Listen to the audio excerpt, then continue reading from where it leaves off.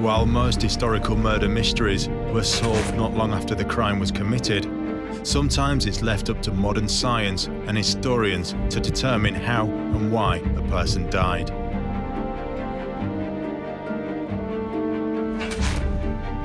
In this series, we'll look at some of the great unsolved deaths of the past, bringing to life the many theories surrounding them and piecing together the evidence. Hundreds of years may have passed since these events took place, but with the help of forensics, criminologists and specialist experts, we'll attempt to solve these medieval murder mysteries. According to the official line, he died in a drunken brawl. A perfectly acceptable story is that they were smothered. And so died King Edward II. Murder. And legend has it that Prince Arthur died of the shock of castration. It's a possibility, but on the other hand, it's a most unreliable way of killing somebody.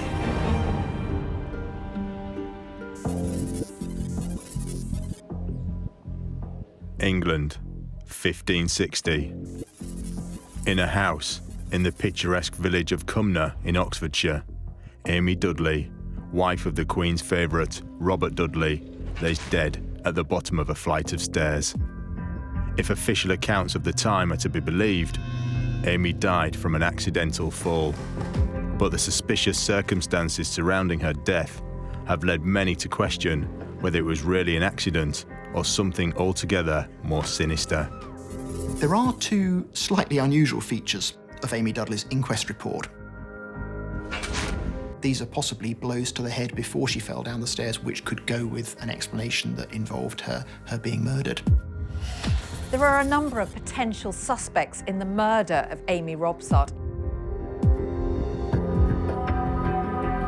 Some people now think that Amy's death may have had something to do with Queen Elizabeth I. Lord Robert Dudley's relationship with the Queen was pretty well known. People were bound to be a bit suspicious of his wife dying, since it was clear that he might have liked to marry the Queen and possibly the Queen might have liked to marry him. While others say that she was murdered on the orders of William Cecil, England's Secretary of State. For me, the prime suspect was William Cecil. He had most to gain from the death of Amy Robsart. And there are even those that believe there's evidence to suggest that Lady Amy took her own life. Given the stigma of a suicide, it's also possible that she was acting out revenge on her husband, that she would have known that he would have been blamed for the suicide, that it would have brought dishonour to him and his family. The reason juries would have been particularly sympathetic towards the families of suicides was that suicide was seen as a terrible sin, as a crime against oneself, a crime against God. Just what did happen to Amy Dudley? Queen Elizabeth I was no stranger to controversy during her reign. Rumours about her private life spread like wildfire through the royal court.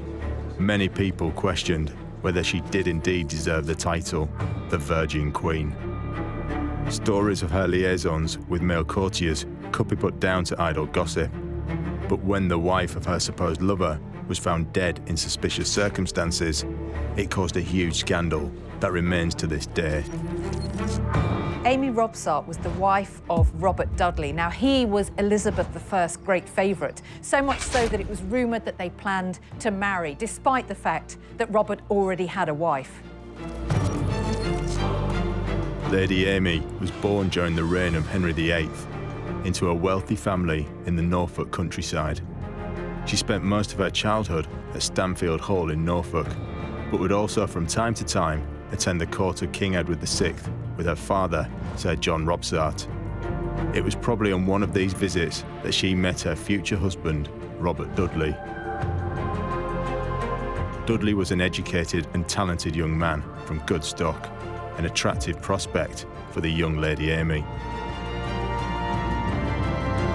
She married Robert Dudley the son of the Earl of Warwick, who later became the Duke of Northumberland. The wedding was a lavish affair. Among the guests who attended were the high nobility of the time, including King Edward VI of England and a young Princess Elizabeth, the future Queen Elizabeth I. Robert and Elizabeth had known each other from an early age. They first met as children when they attended the royal classroom together and had remained good friends ever since. When Elizabeth was finally crowned Queen of England, Robert Dudley was soon given a position at the royal court. In the early years of Elizabeth's reign, he became noted as one of the Queen's favourites, in fact, the Queen's favourites, and someone who the Queen was falling in love with. Robert's increasing political involvement meant he was having to spend more and more time with the Queen. We can be pretty sure that their relationship was a special one, an emotional one, as well as the fact that he was her master of the horse and consequently was expected to spend a lot of time with her.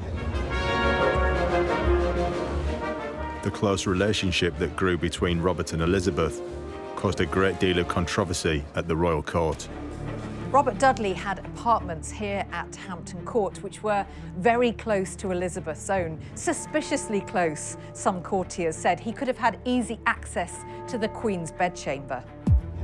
Their relationship was the source of much speculation. It was said that they were having an affair, that they planned to marry. Robert Dudley wanted to marry the Queen, and the Queen would have married Robert had he been single. And at one point, she turned to the Duke of Norfolk and said to him that she would be married. What she meant by that was that she was thinking that Dudley would be able to get some annulment. After all, he'd been married for 10 years and there'd been no children. And there had been annulments of many marriages within that kind of time. So it may have been that she was thinking that a marriage would be possible, but the circumstances were such that that could not happen. News of scandal travelled fast in Elizabethan England. It seems more than likely that Amy would have heard reports of what her husband was up to. It's hard to believe she wasn't aware of it. Her husband very rarely visited her during the time that Elizabeth was on the throne. She hadn't seen him for a year at the time of his death. She would almost certainly have heard rumours. I mean, rumours fly around in that period when there's an absence of newspapers. It's hard to believe that she didn't feel depressed and concerned about her future. At that time, it would have been deemed unacceptable for Elizabeth, as Queen of England, to marry a man who had just left his wife for her. But an exception could be made if that man was a widower.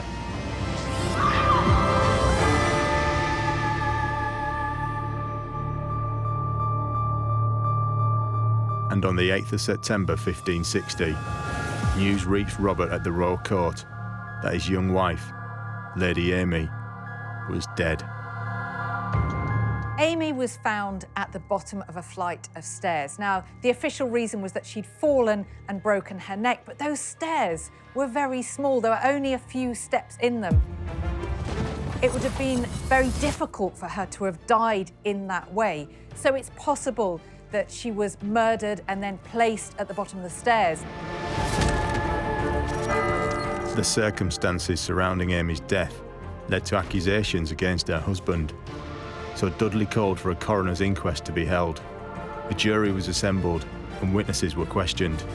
Eventually, a verdict of accidental death was reached.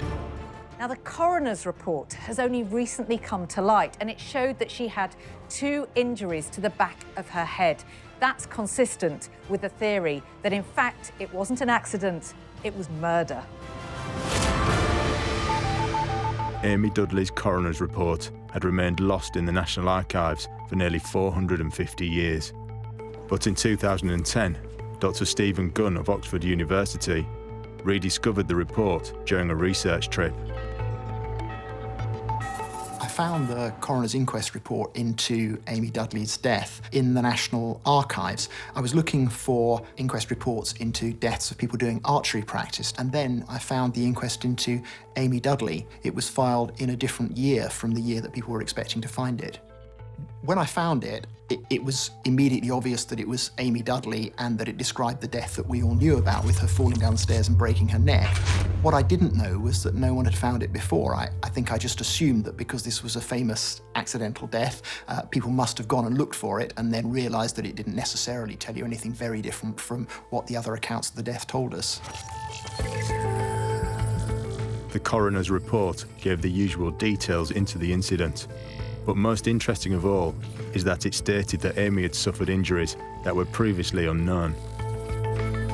Well, this is the coroner's inquest report into Amy Dudley's death, and it's in the standard format that 16th century coroner's inquest reports were written up in. So it tells us where the inquisition was held and when. It tells us who the coroner was who held it. It tells us who the jurors were who gave the verdict about what had happened to Amy. Their names are all listed here. And then it says what they said on their oath about what had happened to Amy. And it talks about her falling down the stairs, but crucially also it talks about the injuries that they found on her body, that she had broken her neck falling down the stairs and that had killed her, but also that she had these two other injuries which we didn't know about before we found the coroner's inquest report. Injuries described as dents, they said, using the English word, in her head, and they described, as coroner's inquest juries often did, the depth of those wounds, which suggests they were actually looking at the wounds on the body. One wound in her head 1/4 of an inch deep, and the other one 2 inches deep. After the coroner's report was released, some historians said it contained details that seemed to implicate Robert Dudley in his wife's death.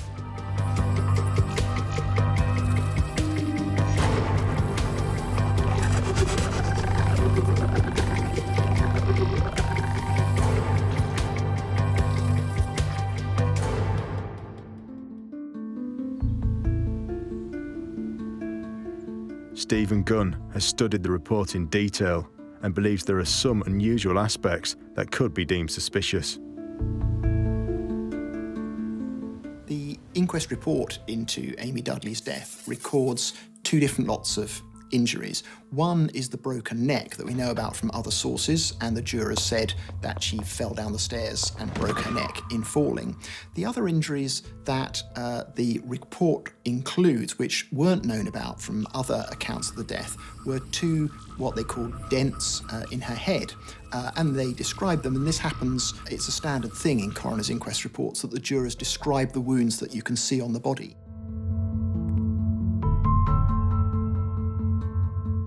Some people now believe that the injuries reported by the coroner are consistent with bludgeoning.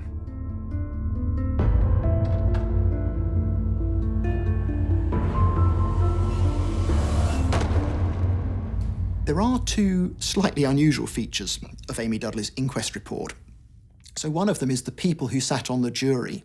Normally the people who sat on inquest report juries in the 16th century would be respectable but not very important men. In towns, often tradesmen of one sort or another, artisans, and so on. Amy Dudley's report has people of that status, but it also has 3 gentlemen on it. That's not unheard of, but it suggests that they wanted a serious body of people so that people couldn't say, oh, those were just stray people you dragged in off the street who'd say anything you wanted them to say. What we do have are copies of letters from her husband, Lord Robert Dudley, to his local agent Thomas Blount, encouraging Blount to see the investigation carried out properly and to encourage him to have respectable, believable people on the jury. You could think that, or you could think these are the kind of people who would have political connections who maybe could be influenced to come up with the right kind of verdict that would suit Robert Dudley. The other unusual thing about Amy Dudley's inquest report is that the jurors asked not to give their verdict when they were first summoned. And in the end, they gave it almost a year after the accident happened. Now that's unusual because most inquest reports happened within a few days of the death, and the jurors would immediately give their verdicts on what they thought had happened. So the delay might give us reason to be suspicious. On the other hand, it's not all that unusual. Maybe 1 in 50, something like that. Inquests in the 1560s had some kind of postponement or delay to them. So the idea that the jurors would want to make slightly further inquiries before they came up with a definitive verdict is not necessarily a cause for suspicion. On the other hand, if you want to read conspiracy and suspicion into it, that provides exactly the time lag that you would need for all sorts of negotiations and settlements to take place to make sure that the convenient verdict was the one that was entered. The most unusual new discovery, really, from the coroner's inquest report was the presence of these 2 dents or holes in Amy Dudley's head. These dents complicate the question of how she died further, because of course she might have got those dents in her head falling down the stairs, or particularly because one of them was quite deep, they said 2 inches deep. These are possibly blows to the head before she fell down the stairs, which could go with an explanation that involved her being murdered.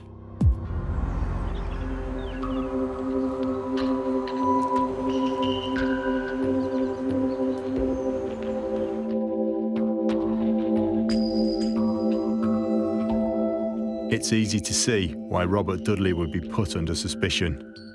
But what would a modern-day barrister, pathologist, and criminal psychologist make of Amy's death? Professor Michael Green is a forensic pathologist with over 40 years' experience. His job is to determine the cause of death and whether it was accidental or foul play. Amy Robsart, there are allegations that she was murdered. I don't think there's anything to support this, but I think it's almost impossible to decide whether it was an accidental death or a natural death leading to the fall. If we consider first the possibility of accident, the people who looked at the body said that she'd broken her neck. I don't think this is necessarily so. A freshly found body before stiffening rigor develops, the head's surprisingly mobile, and a layman could well say broken. She's got injuries to the back of her head. Most people who fall down a big flight of stairs and break the neck fall on their face, hit their chin, and force the head backwards. So rule that out, and what else is possible? Most likely thing is that she's hit the side of her head and in consequence thereof has ruptured an artery between the skull and the brain and had what's called an extradural hemorrhage. You usually hit that bit of head there. If you're going to break your neck, you hit your chin and you either stretch it to destruction up at the top end, 1 and 2, or sometimes down at 5 and 6. But as I say, I don't think that's likely.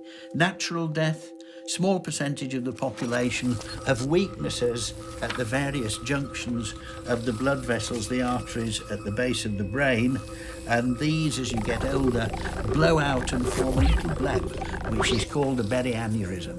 Sooner or later, one of these can go pop. It is quite possible in a woman of 28 that this is what happened. Dr. Kieran O'Keefe is a criminal psychologist. As such, he aims to establish whether the crime matches the psychological profile of the suspect. If Robert was involved in the killing of Amy, it wouldn't be a crime of passion because there would be a lot of planning involved in that, because ultimately they were making it out to look as though A, it was a suicide, or B, it was an accident. Because of her illness, potentially they could argue it was suicide. But either way, you're talking about planning. So I wouldn't call it a crime of passion. In terms of how far somebody would actually go to that lengths of killing their wife simply because they were in love with somebody else and it was seen as an easy way out, yes, that could happen. That really could happen. It's interesting to talk about the psychology of an individual that would see that as the only possible solution to what's going on. You'd have to be dealing with somebody who hasn't explored the other possibilities, who sees the only possible outcome as being murder. And for that reason, I would say you're dealing with mental health problems. If he's seeing that that's the only way out, then yes, potentially I could see there being problems with Robert.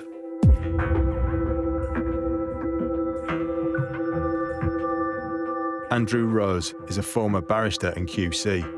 He specialises in piecing together historic evidence.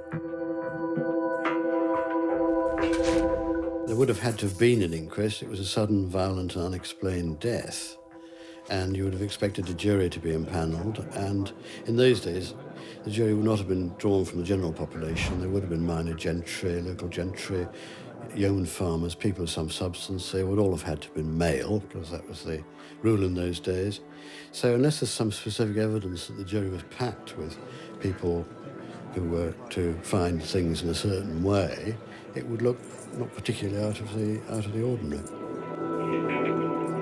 Would it have been possible to doctor the outcome of the coroner's report? The coroner had a freehold appointment in those days, and he owed his appointment to the monarch. So it was part of the whole system of government, really before parliamentary democracy was even thought of. So they're a very ancient institution, and I say they owe their existence to the monarch, which meant in those days the government. So no doubt coroners in the 15th, 16th, 17th centuries kept a good eye on the way in which things were going in Whitehall, and may well have acted accordingly in sensitive cases.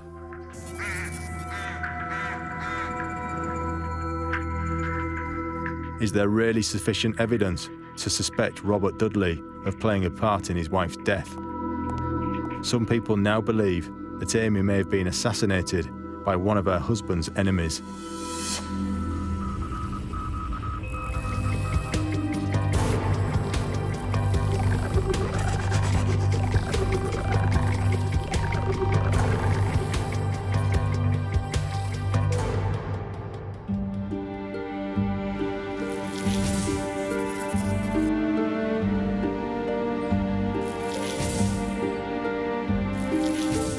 Tracy Bowman is Joint Chief Curator at Historic Royal Palaces. She doesn't believe that Amy was killed to allow Robert to marry Queen Elizabeth. She believes Amy was killed to stop the marriage. Robert Dudley was the great favourite of Queen Elizabeth I. It was rumoured that they were in love and planned to marry. But there was a problem. Robert was already married to Amy Robsart.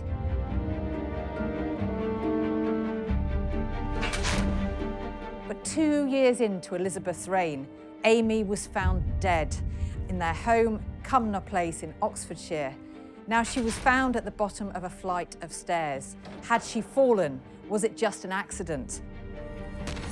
There are theories that it was a good deal more suspicious than that. Had Elizabeth I ordered her death, or indeed her own husband, Robert Dudley? I think the real culprit was William Cecil. William Cecil, Lord Burleigh, was Secretary of State for England and Chief Advisor to the Queen. Dudley and Cecil were very much at odds on how best to move the country forward, and Cecil worried about the influence Dudley seemed to have over the Queen. He was Robert Dudley's great rival at court. He had no intention of letting Robert Dudley marry Elizabeth I, so he had his wife murdered because he knew that would create a scandal and that the marriage could never happen after that.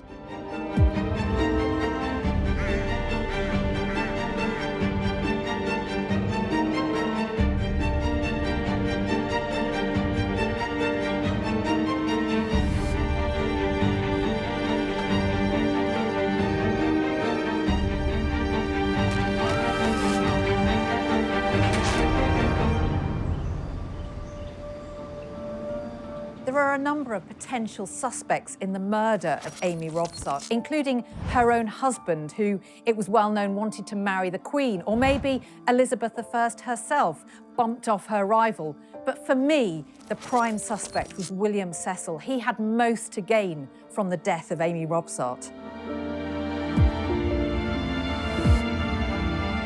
Cecil was the great rival of Robert Dudley. He therefore had no intention of letting him marry the Queen. So if he got rid of Robert's wife in a scandalous way such as this, he knew that Elizabeth would never be able to marry Robert Dudley. Could Amy have been pushed down the stairs? to implicate her husband and scupper his plans to marry the Queen. It has been suggested that somebody threw Amy down the stairs. I don't think a professional murderer in his right mind is going to do this, because the chances of killing somebody by throwing them down the stairs are in fact pretty slim. Most of them are going to survive and are going to tell everybody what you've just done to them. The other thing, of course, if there had been any struggle, you would have thought there would have been grip marks on the arms or defence injuries to the hand, or she would have been roughed up a bit. And what I have seen done is a head injury inflicted first, and then the body thrown down the stairs. I don't think that's really on. If I wanted to get rid of my wife or mistress or whatever, the last thing I would do is throw her down the stairs. The chances of her surviving and putting me in prison for a very long time would be too good. Would William Cecil really have had Amy killed for his own political gain? I think William Cecil could have employed a third party to do this particular act in the circumstances described. He was pretty adept at covering his track in other matters. And as we know today, there are cases where hitmen are employed, where people are big people with a high public persona and everything else to go with it. Kings, presidents, heads of corporations, mafiosi bosses, they can be kept clean. A word, a nod, might suffice for something pretty terrible to happen, but the main thing is to ensure that the boss and everything else don't dirty their hands. There won't be an identifiable chain of evidence to them. That'll be the aim, but sometimes, of course, it doesn't always work out that way. But what type of person would order the murder of an innocent woman? To use the term sociopath or psychopath in reference to the people that might be involved in kind of a conspiracy to get Amy killed, to lay then suspicion on Robert, and then the demise of the whole relationship with the Queen. I would say they're undoubtedly a psychopath, because they were doing it with planning. They were being very cold and calculating in that respect. Does that theory hold any water in terms of laying suspicion on Robert? I would say that it's actually a very careless attempt to lay suspicion on him, because you've got a situation where it can immediately appear to be accidental. It can immediately appear to be some form of suicide, so it can be one or the other. The suspicion lessens. In terms of that particular theory, from a forensic psychology point of view, I don't think it holds water for me.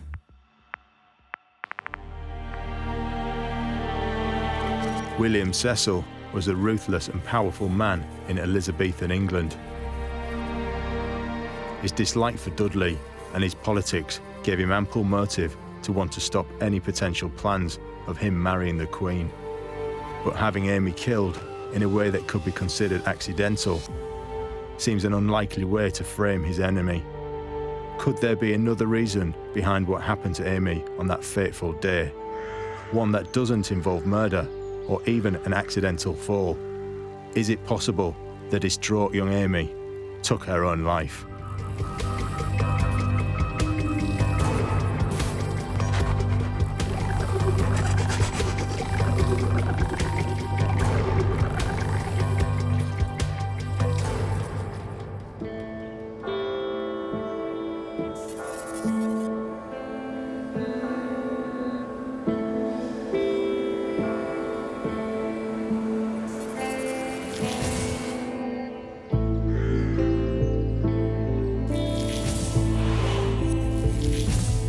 Dr. Susan Doran is an author and senior research fellow at Oxford University.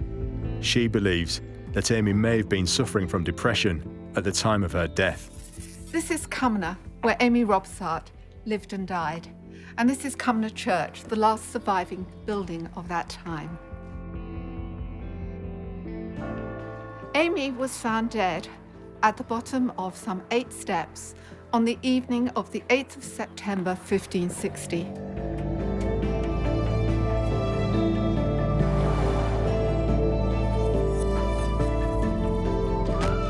The coroner said it was misadventure, that she had fallen. In my view, she probably committed suicide. The evidence, though limited, points in that direction.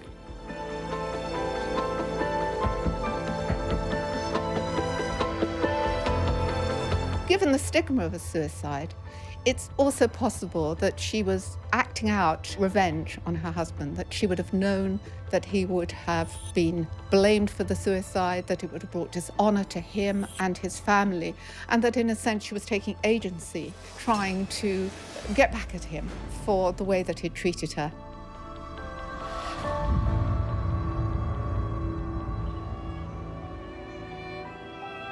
I strongly suspect that Amy committed suicide. She had the motive. She was, I think, depressed at her husband's absence and the rumors surrounding him.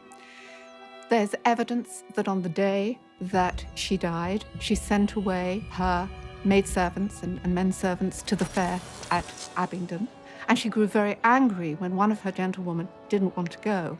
We also know that Amy had been saying prayers, asking God to deliver her from her sad situation. So the emotional circumstances seem to be appropriate for a suicide. Would an Elizabethan jury have doctored the outcome of the coroner's report to cover up a suicide?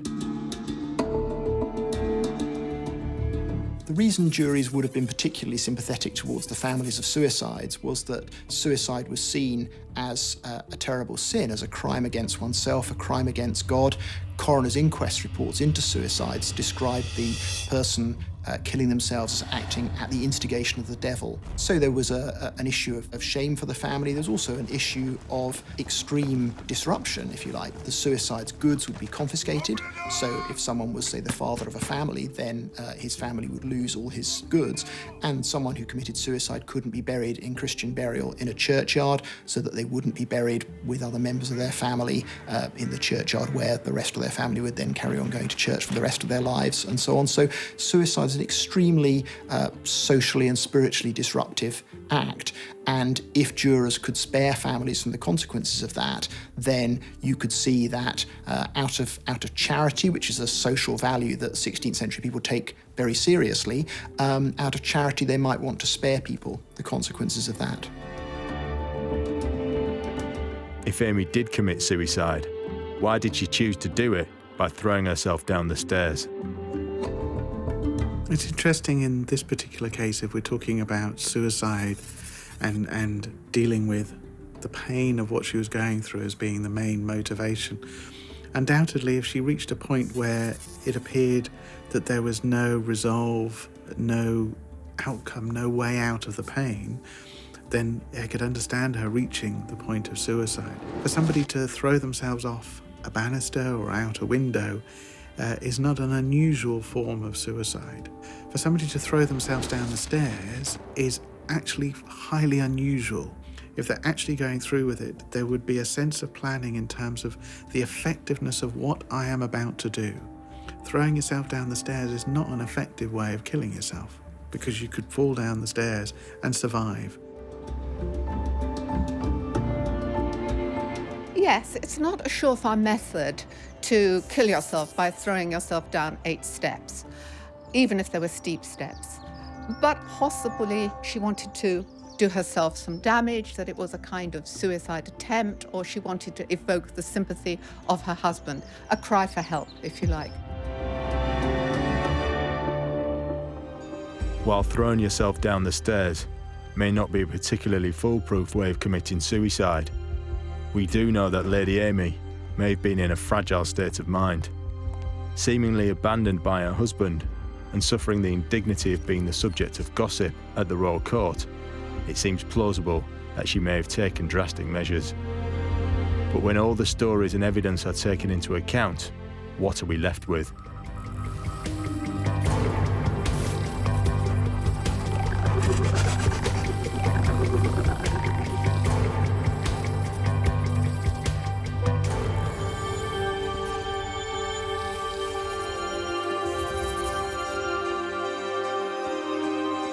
Although it was declared that Amy died from an accidental fall, the circumstances surrounding her death have led many to question the official account. Was she murdered on the orders of her husband, Robert Dudley, so that he could be free to marry Queen Elizabeth I? Could it be that she was the victim of a political assassination carried out to stop Dudley's plans to wed Elizabeth? Or did Amy, at her lowest point, consider her situation so desperate that she felt the only way out was to tragically take her own life?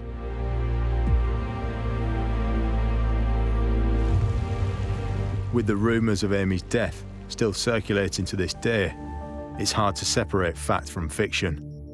But is there any real evidence to prove that Amy was a victim of murder?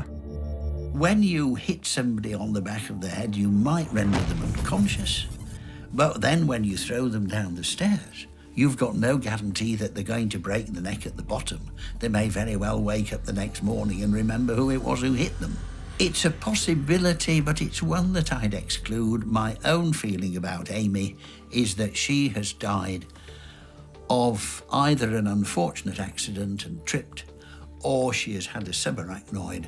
But whilst I can't exclude murder completely, I think it unlikely. And again, if she'd been assaulted, I think that the jury of 7 to 15 people, good and true, who were asked to look at the body, unless they'd been paid off first, would have seen injuries to their hands, grip marks on the forearms, something like that. So can't exclude foul play, but it's low down on my list of possibilities. Should we simply accept the findings of the coroner's report? Our problem in interpreting the events behind 16th century coroner's inquests is that we're as much dependent as people, or at least as central government was at the time, on what the jurors said had happened.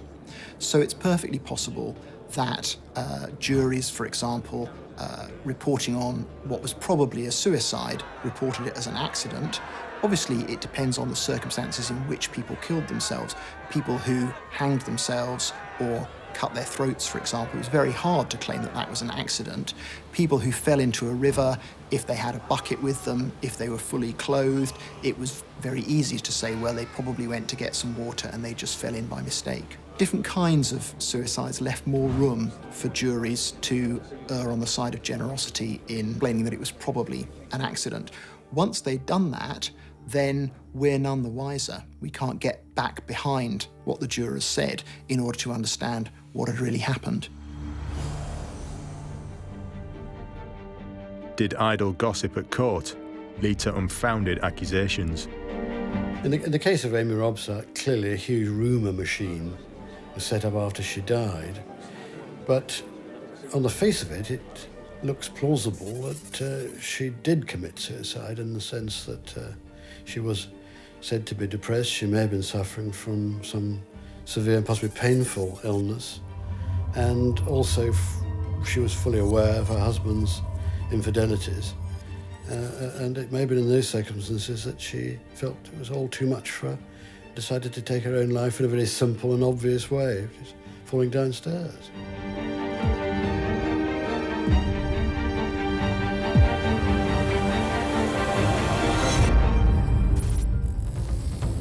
The Elizabethan Royal Court was, amongst other things, a place where people came to exchange news and, of course, gossip, with all eyes firmly on the Queen and those close to her, and regardless of whether it was true or not, it wouldn't have taken long for word to spread about her relationship with Robert Dudley.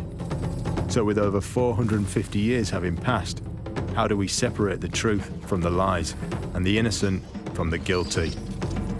Experts seem to agree that while there's room for speculation that Robert Dudley may have had his wife murdered so he could marry the Queen, it seems to be an extreme measure, as there were other alternatives he could have explored, such as divorce or annulment. He would also have been aware that suspicion would have fallen on him. So we have a young, healthy woman, no evidence of natural disease. We don't think she's been drinking. She's at the bottom of the stairs. Either she's tripped over her long dress or nightdress and fallen and got herself a bleed within her skull. The injuries to the back of the head I don't think matter at all. They look worse than they really are because when you bruise the back of your head, you get a big soggy swelling, and the layman who feels it says, "Oh dear, I can stick my fingers into this." So that's just post-mortem and nothing to worry about. So whoever is alleged to have killed Amy, as far as I'm concerned, is off the hook. While William Cecil would almost certainly have wanted to put a stop to Dudley marrying Elizabeth, he would have understood that killing Lady Amy would not just have made Dudley a suspect, but the Queen too, which in turn would have weakened his own position at court. Cecil, who some historians have suggested might have arranged her death in order to discredit Dudley with the Queen, that it just doesn't hold up to my mind, because Cecil would have realised that the Roman Catholics would have taken advantage of this in order to discredit Elizabeth, and that was the last thing that he wanted. For Amy's marriage to have been the subject of public gossip, scandal and ridicule, it seems reasonable to accept that she may have been suffering from depression. And given the fact that she'd been all but abandoned by her husband, it seems possible that she took the desperate and tragic choice to take her own life.